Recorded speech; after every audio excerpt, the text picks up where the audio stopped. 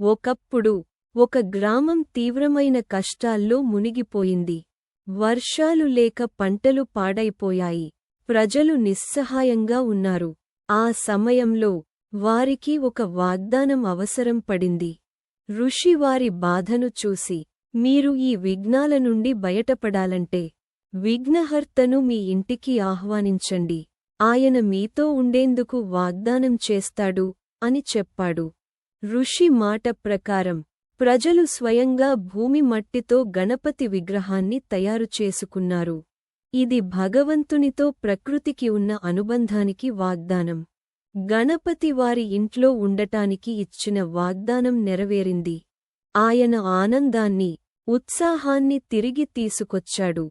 ఆ గ్రామంలో సంతోషం వెల్లివిరిసింది.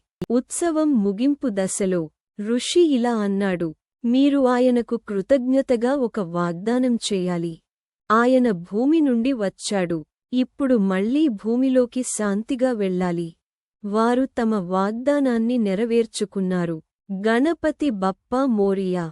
పుడ్చ్యా వర్షీ లావ్కర్యా. సింగిల్ కొటేషన్ అంటూ వచ్చే ఏడాది మళ్లీ వచ్చేందుకు ఒక కొత్త వాగ్దానాన్ని కోరుకున్నారు. విసర్జన అనేది ఒక ముగింపు కాదు. ఇది భూమికి మనం ఇచ్చిన వాగ్దానం.